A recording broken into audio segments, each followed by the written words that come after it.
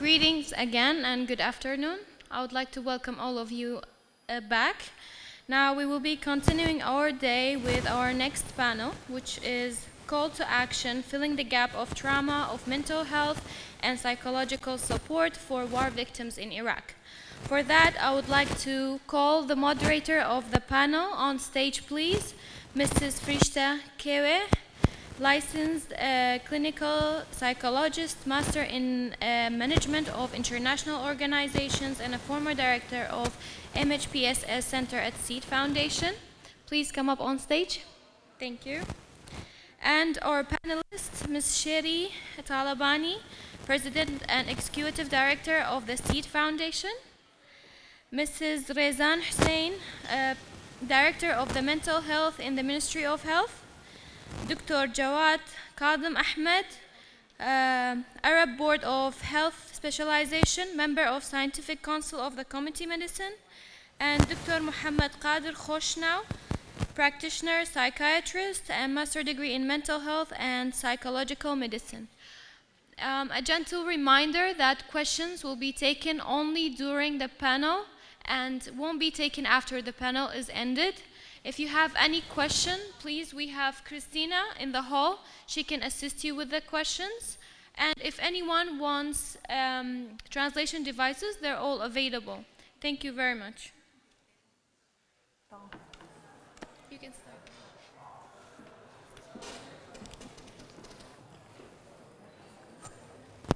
So, good afternoon, everyone. Welcome to the Kurdistan Health Summit in the ancient and beautiful city of Erbil. سيداتي وسادتي، أهلا وسهلا بكم في قمة صحة كردستان في مدينة أربيل العريقة الجميلة. هم لايكتان بخير بان ياناني باريس دخوش حالين كبو أم سيشنا لقالتانين لهوليدي ديرين وجوان. سيشنا كمان بمشوية and I will switch to English now. I hope everyone in the audience who need interpretation, they get their devices. Great. I will start by reading the objectives for this panel. It will be basically the current state of mental health in Kurdistan region, association between war trauma and mental illnesses, the impact of neglecting mental health in Iraq and Kurdistan, and we will be also discussing and touching base on if mental health is a priority, an area of interest for the Ministry of Health in Iraq and Kurdistan, the roles of international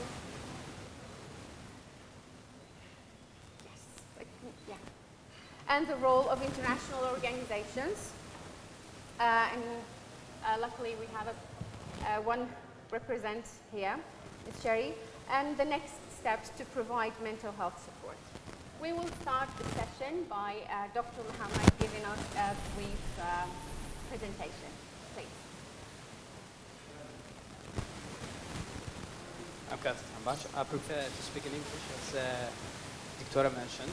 I'm Dr. Muhammad Qadir Khoshnaw. I'm a psychiatrist and I'm a psychology student. I still got more 3 months to finish in London Metropolitan University.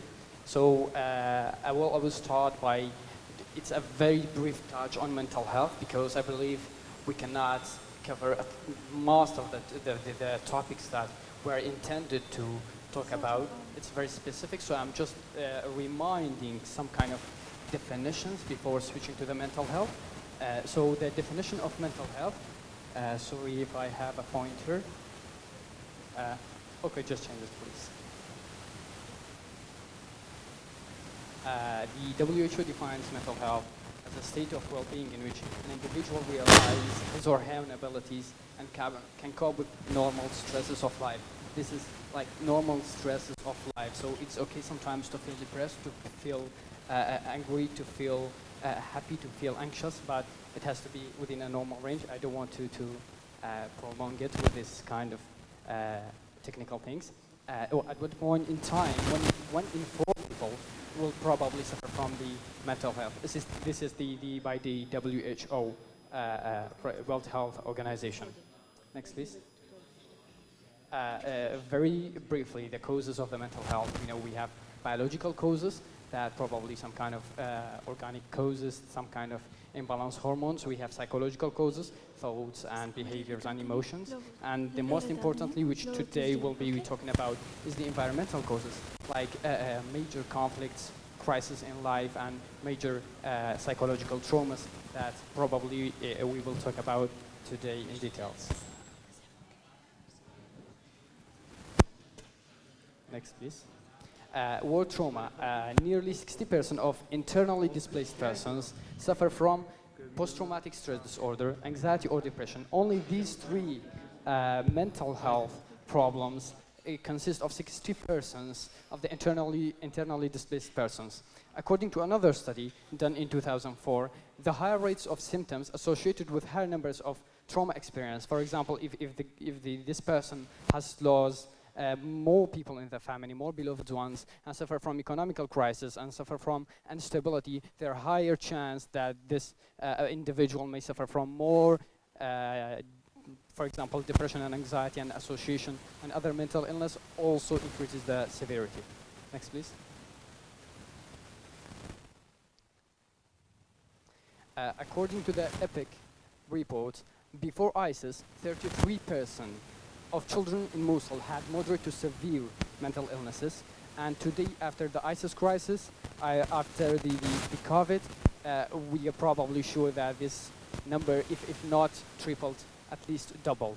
This is only for children, and 33 moderate to severe, regardless of the mild cases.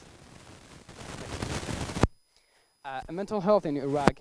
Iraq, like many other countries, spends on average only 2% of its health budget for the mental health. All of the health budget, only 2%. This is according to the WHO report in 2020.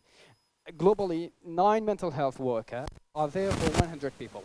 In Iraq, there's only 2 mental health workers for 100,000 people. And surprisingly, you will not see the below paragraph, 1/3 of these mental health workers are non-professional mental health workers. That increases the burden that we are facing. Like we have a severe shortage from the psychologists and psychosocial counselors and psychiatrists.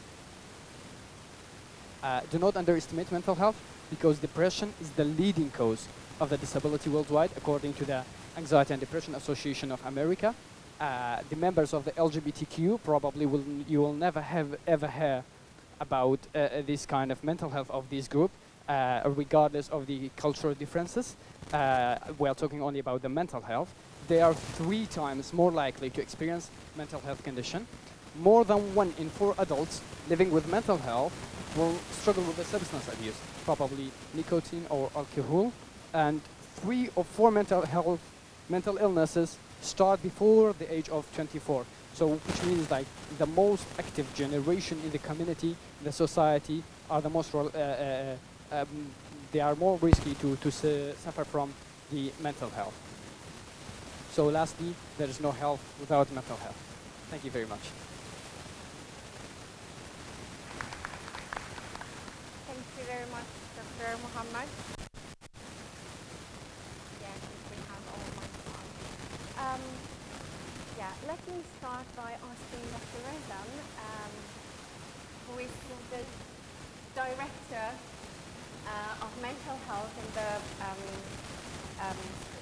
Ministry of Health in Kurdistan. Thank you. If you can you give us a brief, and you have 5 to 8 minutes approximately, to give us a brief understanding for us, for the audience, and for our online viewers also. What is the current mental health situation in Kurdistan? And if you have any idea about the rest of Iraq, I would love to hear that as well, please. Yeah, I have an idea about the rest of Iraq, because I'm with them in the group, and I am aware of their activities. And usually when we do programs and projects, we are doing it, we are not doing it separately. And we are now about to have a strategy for mental health. with the federal government of Iraq, and we are working on it. And hopefully we will get it in the end of 2021, because when you have a strategy, you know where you are and you know what to do, because the strategy will be for more than 5 years. So we will be able to update us to know where is the defect. But it's sad to know that in Iraq, usually we do surveys and then we understand where is the mental health and these things. In 2011, a survey was done and Kurdistan was included. According to the results of the survey, it showed that only 6% of Iraqi people get services when they need any mental, for example, services, which is very sad. You know, 6% is nothing. So since then, we worked to improve our condition in whole Iraq and Kurdistan included, of course. We adopt a mental health gap program, which was really helpful. With the help of WHO, they helped us in training people and having TOTs and also guidelines. And now I'm happy to say that all the PHCs inside Kurdistan that they have primary healthcare services in it, they are well trained about mental health gap. And in the units in each PHC, they can provide the services, which was really a relief because there was overburden over the one hospital that we have it in each governorate. So this really helped us. And also there was a lot of organizations, actually they were 25 organizations, UN and NGOs that in those, for example, since 2014, when the ISIS came, they helped us how to improve our condition, and also they worked in the camps, and even they trained our staffs about how to give mental services and how to do psychological services. So we are now in good shape comparing to 2011, but again, I'm not happy about our condition because there is a lot of work should be done. One of the things that we are, until now, we are not doing it, it's Mental Health Act that it was approved 2014, and until now, there is no law of mental health in Kurdistan and in whole Iraq too. Thank you very much. May I also ask you, is there any plans, for me, for the audience and all viewers, is there any plans of Ministry of Health in Kurdistan and Iraq to have a strategic planning for the upcoming years? And I'm thinking mostly about the education, to have and produce and equip our students who are happily choosing psychology in whatever field they want. Is there any that kind of planning so we can meet the need of the society? Yes, in one of the pillars in the strategy of mental health, it's mentioned that we have to work on our curriculum and we have to improve psychology and psychiatry, and also we have to remove the stigma. The stigma, it isn't for people that they are suffering from mental illness. The stigma is for the psychiatrists and for the psychologists too, which is pity, you know. Until now, our community, even our doctors, you know, they don't accept the idea of being to be a psychiatrist or to be a psychologist, as if there is something wrong with you. That's why you are choosing it. And when we are making fun with our colleagues, we are saying, well, you have criteria, that's why you choose psychiatry. You know, they are just letting us to say these things. So it's very, very important to put it in our programs and in our plans, how to educate the community to accept that somebody, if they are suffering from any mental disorder, to be brave and go to and say it to your family, to your doctor, to the psychologist. And also we are in a great need of psychologists, not only psychiatrists, because what's happening in Iraq, the psychiatrists, they are leading everything, and they are just busy with writing prescriptions for their patients. They will never tell them that there is psychotherapy. Well, I heard you, and now I'm giving you, maybe I'm prescribing you a drug, but you have to go to the psychologist because it's not my work. They are doing both things, and they know nothing about psychotherapy. You know that. Yes. I'm confessing. Yeah. Just to add to what Dr. Rezan mentioned about the stigma about mental health, in 2010, IMC and Ministry of Health of Iraq, they did a survey, and I will just briefly touch base on some of the very important points about the stigma in Kurdistan and the rest of Iraq. So nearly 60% agreed that the statement mental health illnesses is caused by a brain disease. Nearly 65% declared that psychological problems are born of a personal weakness, meaning if you are a weak person, you will most likely develop a mental health issue.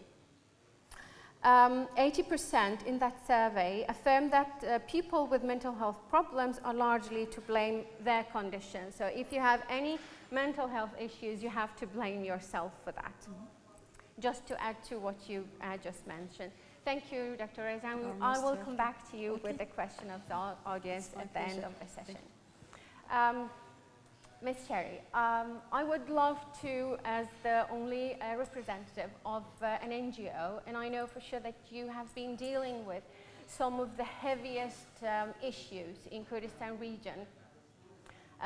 Just to mention one, the ISIS, those women and children who have been in ISIS captivity. What can, as NGOs, what can we do collectively as international organizations to fill the gap between the need that is needed in the community and the services that are provided? Thank you.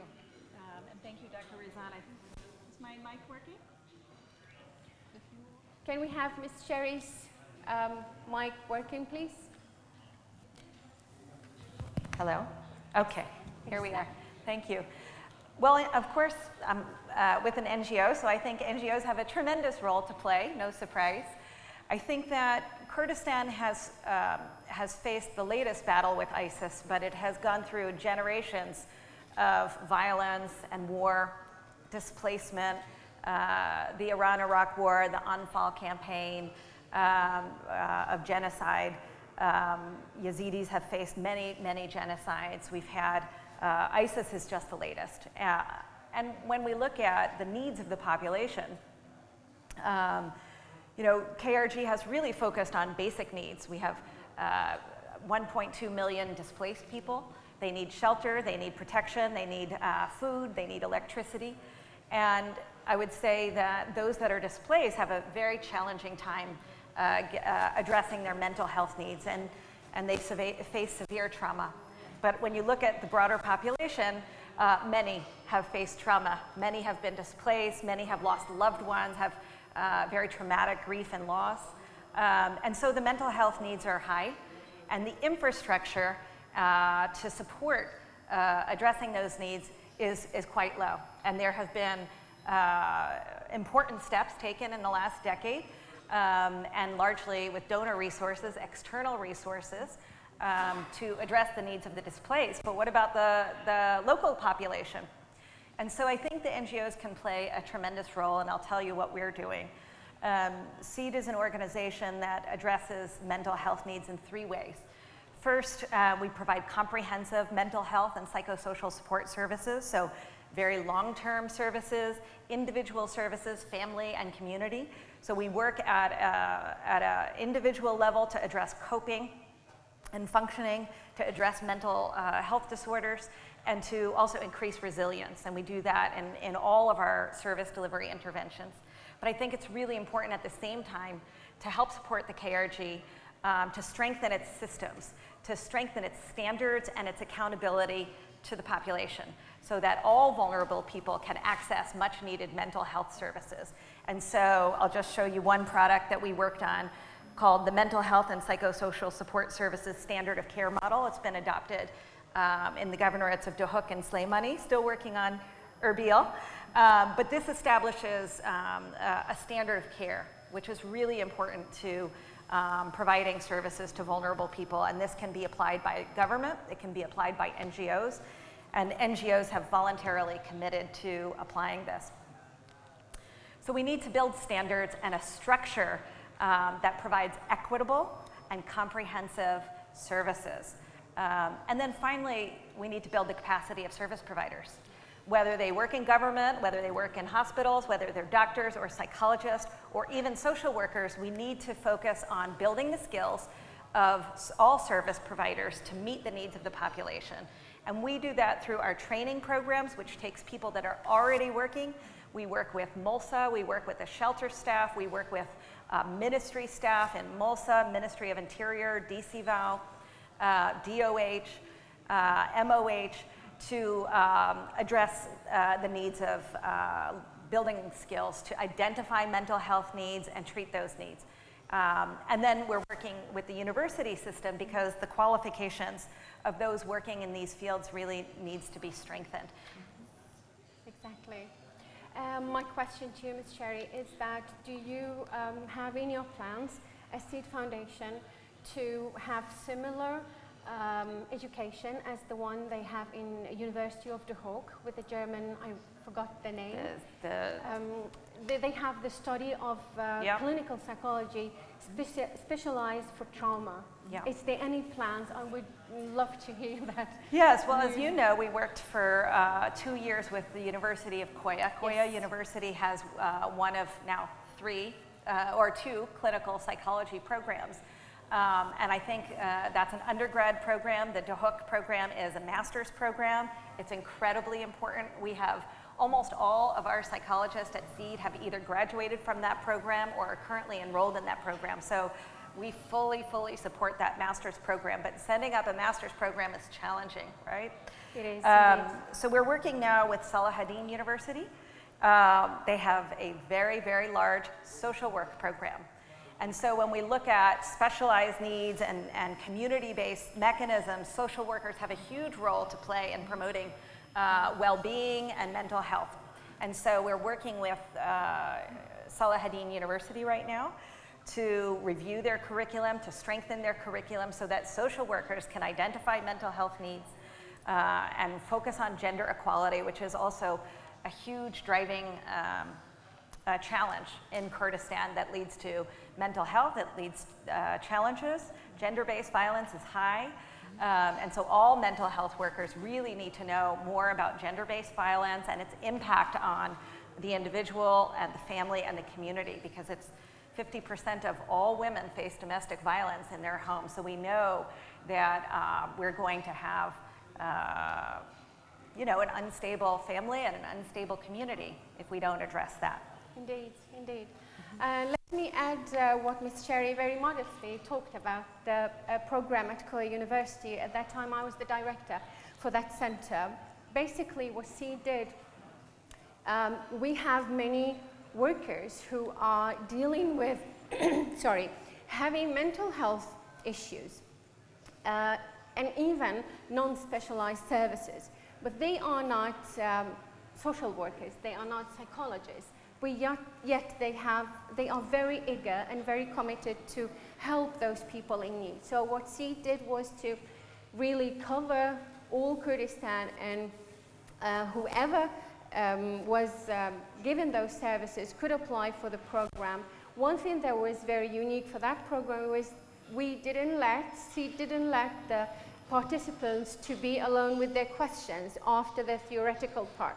So they had the great part of the program to be supervised, and enhance your knowledge and your skills as a service giver. Yeah, I hope you continue with your great work. Thank you. So I think that coaching element of the program allows our participants to take what they learn in class and apply it on the job with support from our coaches. And we found that useful for government workers, for the police that we train, for shelter staff, for NGO workers, that having a partner, having mentorship and ongoing guidance in the application of this knowledge and skills to be able to apply it at work is really useful. And so, yeah, thank you for sharing that. Thank you. Dr. Jarrad, I came across many of your incredible research, and we have something in common, which is PTSD. Yes.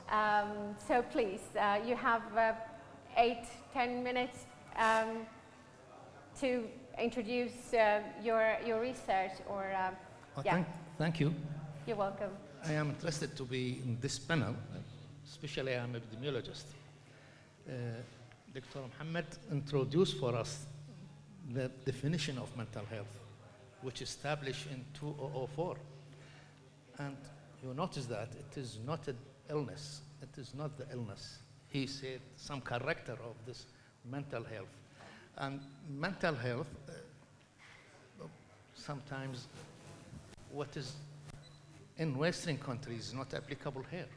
He talked about LGBT, which is not allowed here to talk about them because of our society, our community, and that is it. What was interested in Iraq, there are many surveys for youth. In 2006, 2009, then mental health surveys, and in 2006 also, and the family survey, all of these shows us some items which we are missing it. That is mean the violence and the types, aggression. In the school, there is bullying in the female and the male. Then the substance use disorder in Iraq. And after ISIS, we face amphetamines and methamphetamines. And now it is widespread in the south and in the middle. I don't know what's going on in Kurdistan. I have to live 2 days more, and I will find that, because I was to pick it quickly. It is in all our cafes. So what I did in my research and published, you notice that. Can I may ask you to have the microphone, because I don't want the viewers and the audience miss your very informative speech. Thank please. you.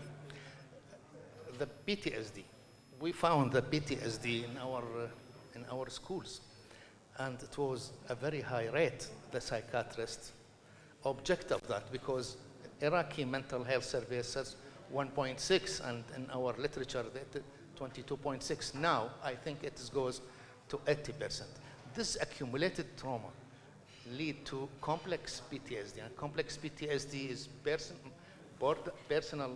borderline personal disorder, and the psychiatrist interested in the item of psychiatry because it is personal disorder, and he will treat it with pills only. And the suicide now appear to on. The main manifestation of PTSD, or the complex one, is emotional instability, and you can't notice the manifestation in Iraq. I am talking about the south and the middle. I don't know in Kurdistan. There is increase in the rate of divorce. There is increase in the rate of domestic violence. This is emotional instability. This is personal borderline disorder. This is a complex PTSD due to the accumulated trauma. The doctor said that the accumulated trauma for the wars, the accumulated trauma for those displaced, accumulated trauma for ISIS, accumulated trauma for this Qaeda and this explosive, accumulated trauma with the conflicts in internal conflicts. And in Iraq there are many internal conflicts, even between Kurds and Arab. These are conflicts. It will put their shadow on the health, on the mental health of people. Really, mental health, definition was ordered by Truman, the American president, بالخمسينات أو in 1945. He asked the psychiatrist to find the definition for mental health. And in 1999, في 1999, they found the definition, and it was modified to WHO, to all of these recent events. So we are delayed from those. In Ministry of Health now, they are planning to integrate these services with the services of primary health care. That's mean that the primary health care physician can deal with these things. Then we have to train psychologists and sociologists to be aware of these, of the determinants, and there are many determinants, how they can build the personality to be not affected in these things. These are what we are looking for. However, can we success or fail in that? It depends on the next generation, because I am too old. The next generation. I think I gave you something. يعطيك العمر كله. الله يحفظك. Thank you very much indeed. I would ask the speaker to, we will soon open the floor for any questions of yours. Till the speakers do that, so please register your name for any questions you have. Till we do that, I just wanted to touch base and come back to the first of the session where Dr. Muhammad talked about that there is basically no health without mental health. And I think in this region, we are badly and desperately in need of understanding, a broader understanding of that, because health, to have a good health and to be able to get health services, actually it's a human right. All of us should have the right to get the right health and mental health services. And also, at the same time, to have a good health is a prerequisite to development. And I would tie it again with what Dr. Jawad mentioned, that, and I quote one of my clients, she called me and asked to get some sessions with me, and I asked her, what can I help you with? She said, no, but I have no mental health issues. I'm not crazy, yet I'm very angry. I'm having some, and she diagnosed herself too, I'm having some panic attacks. I can't deal, and I don't, sorry, I can't be the mother that I want to be. And, sorry, I was thinking all of these are mental health issues, if not illnesses. So we need a broader understanding altogether, the ministries, the NGOs, but also the community who has been suffering since 120 years from war, crisis and conflicts that led to, we are now back in history, unfortunately, because mental health and health, it is a prerequisite to prosperity. People who do not have access to healthcare and stuck in a vicious circle of poverty and poor health, which can also lead to social instability and migration. And we, unfortunately, in Kurdistan, I don't have any data for the rest of Iraq, but we have many our younger generation who immigrate, which is not the ideal situation for a country like Iraq, whom really we need to build a more stable, in-depth infrastructure for health and mental health. Thank you very much for my panelists and presenter. I will open the floor to Mr. Dawan Jamil, please. Mr. Dawan? I'm here. Thanks for this organizing this health summit, and I would like to ask Dr. Muhammad, as he is more familiar with Erbil cases. I see on social media and news that there are more more news about getting illegal drugs by police forces. So even if the police get like 90% of the illegal drugs that are wants to come inside Kurdistan and Erbil, of course, maybe 10% of them are getting to the customers. And as you mentioned in your presentation, that more than 1 in 4 persons with high risk and high degree of mental illness are using illegal drugs. So doesn't that ring a bell to the psychiatrists and responsible persons in here that the mental health are getting to a really high rate? And what should we do to identify these cases and prevent them to get this high degree in mental health problem? And so we can lower the customers for these illegal drugs before they enter in here. And how should we identify the cases and also support them, motivate them to see a psychiatrist or seek for treatment before they get too worse and reach a stage that there is no coming back from it? Thanks. Please, Shall I respond? Dr. Mohammed. Thanks a lot. Very critical question. I'll just divide it into 2 parts. First and foremost, I think the major thing is lacking here is about, this is probably a personal observation, it's not evidence-based, but this was my personal evidence, personal observation in the system. There's absolutely no psychoeducation in the community. I'm just asking if one of your beloved, today you went home and he asked you, brother, sister, I just want to commit suicide. How do you respond? What are you going to do? How do you, what's the first line? What is the first psychological intervention you should do? Do you say, is it the right thing to do? Are you going to refer him to some mullah or a religious person? Are you going to call me as your friend, Dr. Muhammad? I have a friend, I have somebody in my family trying to commit suicide. Do we know how to handle our mental health compared to, usually I give this example to our dental care. We have a great knowledge about how do we preserve our teeth, but do we have this kind of knowledge to preserve our brain, to preserve our mental health? So the major thing is to intervene regarding the mental health. What are psychiatric disorders? What are psychological problems? What is psychosocial support? Where is actually, as far as I know, we have no referral system at all. As a psychiatrist, we do psychosocial support, we do psychological intervention, we do a psychiatric intervention, which is totally wrong, 100% should not be like that. I have never ever seen a patient or a client referred by a psychologist or a clinical psychologist to my clinic. Most of them referred by doctors, which is lacking the mental health background. Regarding the second part, there was an amazing focus group on the other room. Health is a political decision. So it has to be done from very high authority, because some of the illegal, let's say, traders that trade with the illegal drugs, most of them are in high power, they are in authority, and we know that some of them having major groups and committees, especially for this kind of trading.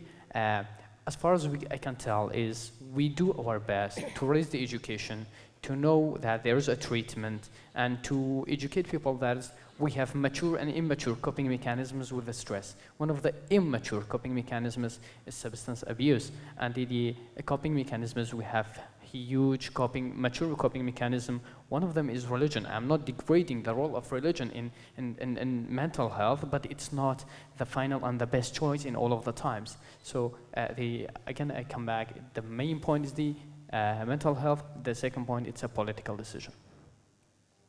Thank you very much, Dr. Mohammed. Next question in line is Mr. Elaf Saad. Good morning, dear panelists and ladies and gentlemen. Mrs. Thank Sorry. you very much for this. Can you hear me? Okay. I have an observation. There are 2 reasons in our society where the patients do not go to psychiatrists. First one is I hear many people with mental illnesses or even small mental issues saying that I cannot find the psychiatrist that is right for me. They will not understand me. This is one of the reasons they don't go. As you know, the psychiatrist and patient relationship needs to be compatible in order for the thing to work. The second reason why the patients will not go to doctors, as Dr. Rezan said, is the stigma. So my question is for Dr. Rezan and Dr. Muhammad. Do you think the few number of psychiatrists in our society is a reason for this stigma? And do you think an increase in the number of psychiatrists will decrease this stigma? And also, I am a second year junior doctor. I applied for psychiatry this year and I was turned down because they told me that they have enough senior house officers in psychiatry. Do you think there's a way to influence the authorities into accepting more psychiatrists into the system to allow the mental health to progress, or our idea to be focused on mental health as much as it's focused on physical health? Thank you. Thank you for your questions. It's really a smart question. We are here today to improve our condition. So one of my recommendations is to enforce medical ethics in the university. I don't know, medical students, when they graduate here, are they taking really medical ethics, or who's giving them that subject? Because I'm graduated from Mosul, and until now I remember late Fakhri Dabbagh, he taught us medical ethics, and it changed my life really, because I never forget his lectures, because it was first time in my life that I'm hearing someone like him. He's teaching us how to have ethics in general and medical ethics. Then when I became a psychiatrist, I knew that I have to listen to my patient and don't look to my watch, why did I choose to be a psychiatrist? I shouldn't be money oriented, I shouldn't see 80 persons in 4 hours. This is unacceptable. When I choose something, I have to, know what I have to do. So in your clinic, when you become a psychiatrist, you shouldn't see a lot of patients. That's why, they don't have time and they don't have any communication with their patients. That's why they never get better, because you have to give time to your patient, and they should feel that, on ease to tell you everything, because it isn't easy to talk about your life and about your private life and what you are suffering from to a foreigner, So first session, it's only communication and this thing. When you feel that it's okay, then you will tell me everything. I'm with you that the patients, they are not getting better because the psychiatrists, they are not giving them enough time. And that, just like I told you, sometimes it isn't a psychiatrist's work to talk with the patient. It's a psychologist's work. They know better than me. Having clinical psychologists, it's a bless for us, because in whole Iraq they don't have it. Now we have it in Kurdistan, and it's I think 20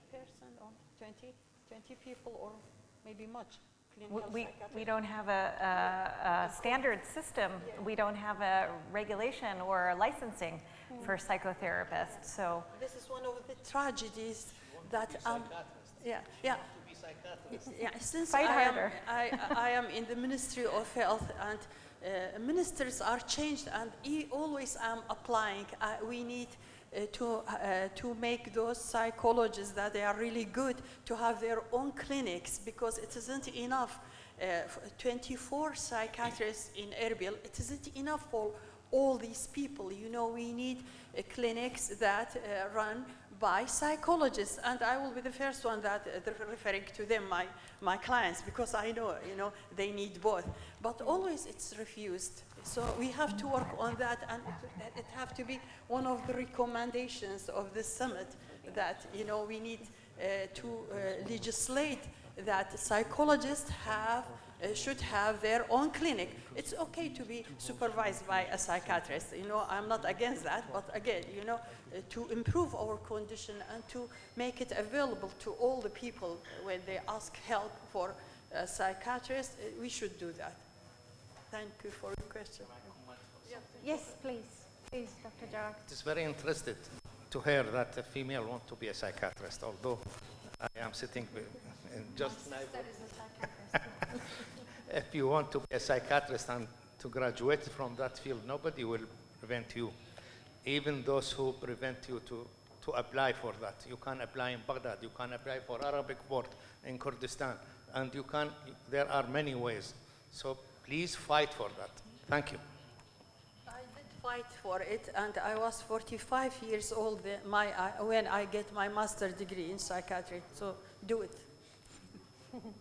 Please, you had some points, Mr. Sherry. I think that this may be controversial to say to a room full of doctors, but you know, in Iraq we have psychiatric-led mental health services, where we know from WHO, from IASC pyramid, that most people need the psychosocial support services, which is the lowest level of the pyramid. It's not specialized psychiatric services at the bottom. That could be with a psychologist, a social worker, community support protection officer. The next level, case management, right? Psychologist, and then psychiatrist. So Iraq has it completely opposite than most countries, and prevailing thought by WHO and IASC. So I think that one of the things I'd like to see is, yes, we do need more psychiatrists because it's very, very hard to find a qualified psychiatrist to treat our clients, and one who can think through how medication and psychiatric diagnosis fits with therapeutic services, mental health services provided by a clinical psychologist. And I think this is missing from the education system here. And this is one of the things that we can improve on when trying to address mental health, which is psychiatrists are part of a three-pronged stool with social workers and psychologists. And this is a really important part of the system. And we should update our thinking here to match the rest of the world so that psychiatrists are one specialized service along with other services. This is mental health. Yes. The doctor said it. Yes. Please. If you can briefly add to the discussion. 10 seconds. Dr. Mohammed. Doctor, I'm coming back to the first question you said. Why there is stigma among even the doctors? Just imagine, let's not take it, not talking personally. Imagine income of a psychiatrist from females compared to a gynecologist and compared to a surgeon. You will get the answer. Sorry, I just want to add, the stigma is associated with broader notions of shame and what is honorable behavior. And when we have a society where strength is valued, right, and asking for help is not valued, then you get a lot of stigma associated with people that are in need of help. So this is not something that psychiatrists can handle alone. This is something that we as a society, as a community, need to create awareness and acceptance, and we can start with our own families. So accepting that someone in your family is in need of support, whether from you, emotional support, non-judgmental support. I think this is a societal change.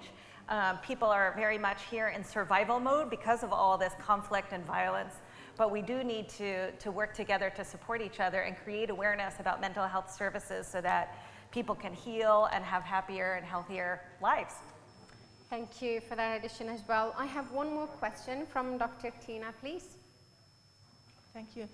You have spoken about the training of psychiatrists, psychologists, and social workers. I would like to hear your opinion on how do you see the role of nurses, psychiatric nurses in the Kurdistan mental health system, and how does the training of nurses currently respond to their role in the mental health care? You want to start? And your question is for who in the panel? For any of you. For whoever wants to answer, please.